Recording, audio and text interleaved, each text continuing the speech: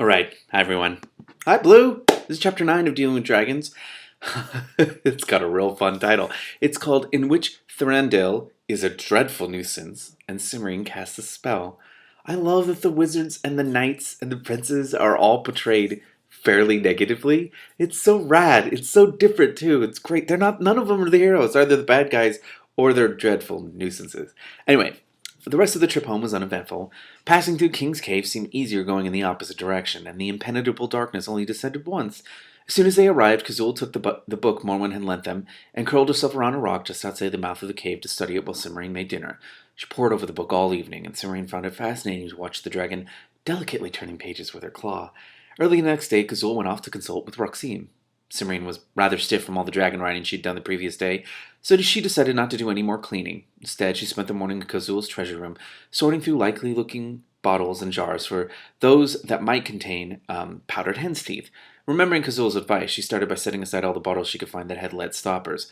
Since the light was not very good, she took the jars and bottles that looked as if they might be worth investigating and piled them in her apron so as to carry them outside more easily. She had nearly finished sorting when she heard a familiar... No, I'm sorry, that doesn't say familiar. When she heard a voice calling faintly in the distance. Bother, she said. I did hope they'd leave me alone a little longer. She bundled the last 5 bottles into her apron without looking at them and, not forgetting to lock the door behind her, hurried out through the maze to see who was shouting for her this time. It was Thranduil. What are you doing here? Cimmerian said crossly. I told you I wasn't going to be ready to be rescued. I messed up that sentence. I told you I wasn't going to be ready to be rescued for at least a month. I was worried, Thranduil said. I heard that you'd broken a leg, but you look fine to me. Of course I haven't broken a leg, Cimmerian said. Where'd you get that idea? Some night at the inn at the foot of the mountain, Thranduil replied. He was up yesterday talking to the princess he's trying to rescue.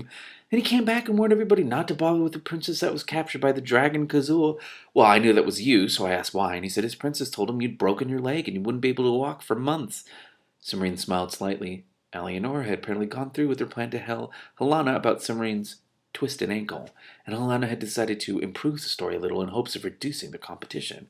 Somebody must have gotten mixed up, Cimmerian said gently. You can stop worrying. I'm fine. Is that all you came for? These jars are getting heavy and I've got work to do. Cimmerian, we have to talk, Thranduil said in a heavy, deep voice. Then we'll have to do it while I work, Cimmerian declared. Bless her, oh my God. She turned on her heel and marched into the kitchen full of annoyance. She'd been feeling almost friendly toward Thranduil. He had been worried about her, after all. Until he said he wanted to talk. Cimmerian was quite sure that what he wanted to talk about was rescuing her, and she was annoyed with him for being so stupidly stubborn and annoyed with herself for being annoyed when he was only trying to do the best he could. Thranduil followed her into the kitchen. What's all that? He asked as Cimmerian put the apron full of jars on the kitchen table and began lining them up. Some things I'm checking for Kazul, Cimmerian said. She picked up a small jar made of carved jade and pried the lid off. It was half full of green salve. Cimmerian put the lid back on and set the jar aside. What was it that you wanted to talk about? She asked, reaching for another jar. You. Dragons. Us. That looks interesting. Can I help? As long as you don't break anything, Cimmerian said. Some of these are very fragile. Maybe opening doors would make him forget about you, dragons, and us for a while. I'll be very careful, Thranduil assured her. This one... Oh no. Oh no. Ugh. This one looks like metal. I'll start with that, shall I? He picked up one of the larger jars made of beaten copper with 2 handles. Oh, God, of course. He frowned at the top, then reached for a dagger. As he tilted the jar, Cimmerian saw the neck was stopped up with lead. Not that one, she said quickly. She didn't remember picking out that particular jar. It must have been one of the last 4 or 5 that she'd scooped up when she heard Thranduil calling. Why not? Thranduil said, sounding rather hurt. I said I'd be careful.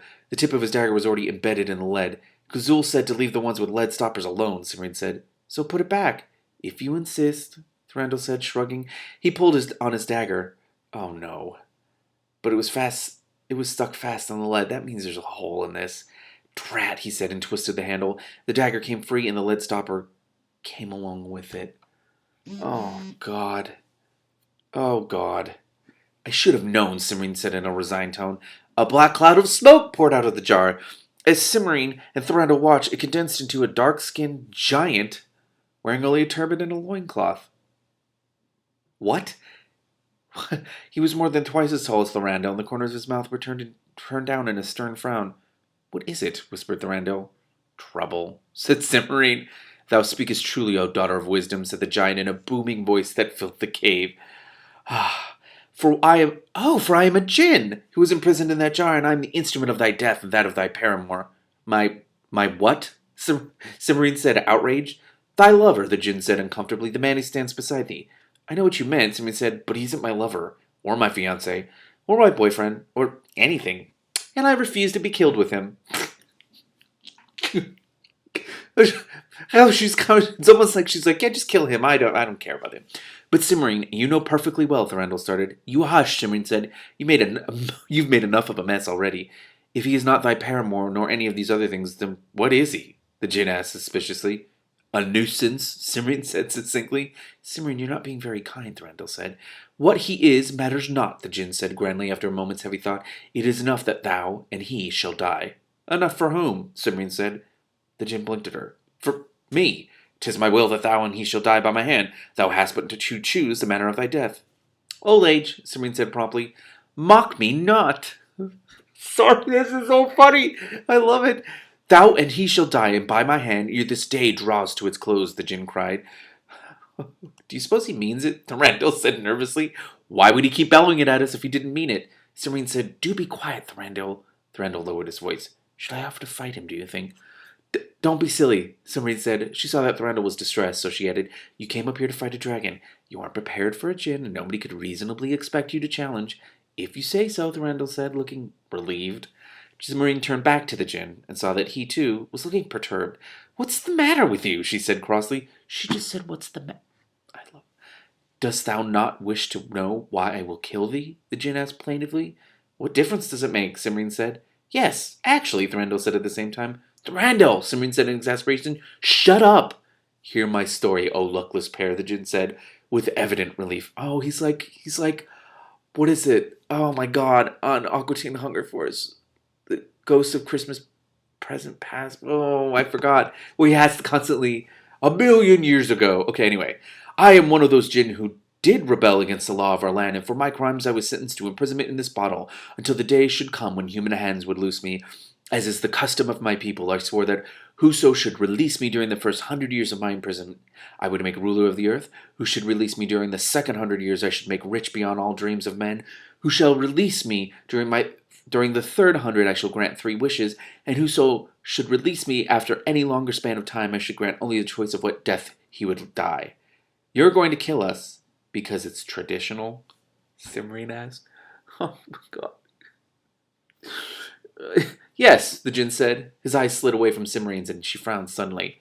Just, how long were you in that jar? She demanded. Well, actually, the djinn's voice trailed off. How long? Simrine insisted. 217 years, the djinn admitted. But nobody ever releases a djinn before 300 years are over. You're trying to get around your oath, Thranduil said, plainly shocked by the very thought. You pretended you had to kill us so you wouldn't have to give us the wishes. No, the djinn said.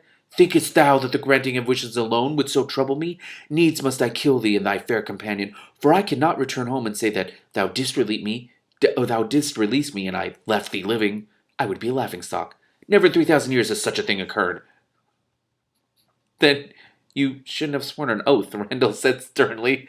I had to, the djinn said miserably. It is the custom of our kind. 'Twould be... Improper, Simrine murmured. 'Twould be improper to do otherwise, the djinn said, nodding. But now thou hast fanned me out, and what am I to do? If I kill thee, it will violate my oath. If I kill thee not, the remainder of my life will be a torment. You could go back in the jar for another 83 years, Simrine suggested delicately. I could... Go back? The djinn blinked at her for a moment. I could go back. I could go back. And in 83 years, we'll both be dead of old age, Simrine said. Since that was my choice of death, your oath will be fulfilled, and you can go straight home without killing anyone else, or giving them any riches or power or anything.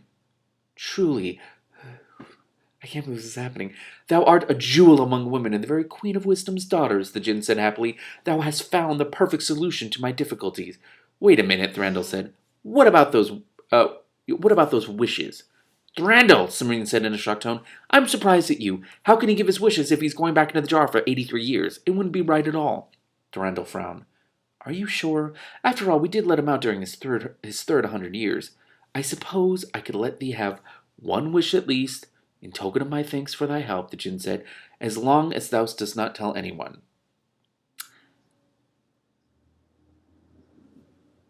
Oh, no. Oh, no, I should have known. I wouldn't dream of it, Thranduil assured him, and my wish is to defeat a dragon and win his princess's hand in marriage. Well, he wasn't specific. That could... Oh. The Jinn waved a dark hand over Thranduil's head. There. When next thou dost fight a dragon, thou shalt surely defeat him. And thou, he said, turning to Cimmerine. I could use some powdered hen's teeth, Cimmerine said. The Jinn blinked in surprise, but he waved his hand again, his face a mask of concentration. Then he bowed and handed Cimmerine a fat brown jar. There's thy desire. Farewell!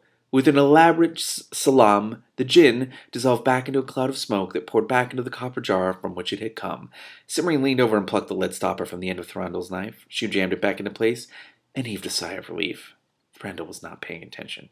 What did you want something like that for? He asked, looking at the jar of hen's teeth and wrinkling his nose in distaste. I don't believe I shall tell you, Cimmerine said, putting the jar carefully into one of her apron pockets. It has nothing to do with you. Nothing to do with me. I like that, Thranduil said indignantly. I'm going to marry you just as soon as I beat that dragon of yours. I don't think you're going to beat Kazul, Cimmerine said in a considering tone. But that Jinn just said, he said that if you fight a dragon, you'll defeat him. But Kazul is a her, not a him. Oh, I didn't even notice that, Cimmerine pointed out. And you ought not to be trying to rescue me anyway. Why not? Thranduil asked truculently. I've never seen that word before. I'm going to look that up afterwards. Because there are other princesses who have been captives of dragons for much longer than I have. They have seniority, Cimmerine explained. Oh, said Thranduil, looking considerably taken aback. How do you know? They came to visit and told me all about it, Cimmerine said.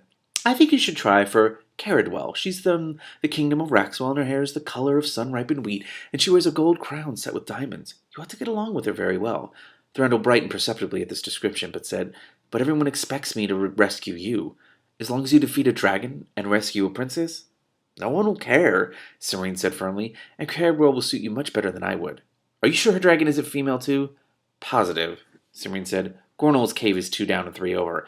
If you follow the path outside, you can't miss it. He ought to be there now, and if we leave right away, you'll be able to get everything settled before dinner. How convenient. Oh my god. All right then, Thranduil said, as long as you're sure you don't mind.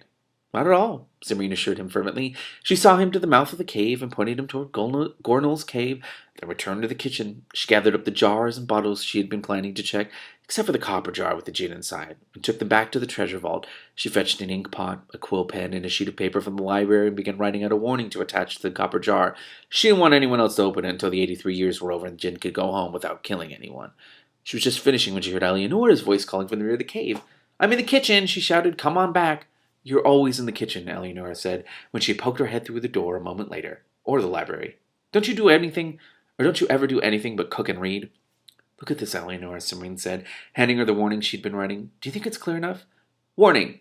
This jar contains a Jinn who will kill you if you let him out too soon. Do not open it until at least 105 years after the date when the citadel of the Yellow Giant was destroyed. Eleonora read aloud. Let's see, that's 84 years from now. Seems clear to me. You'd have to be pretty stupid to ignore a warning like that. Maybe I ought to show it to Helena and see what she says, Cimmerine said, frowning. I wouldn't want anyone getting into trouble by accident just because I didn't make it plain.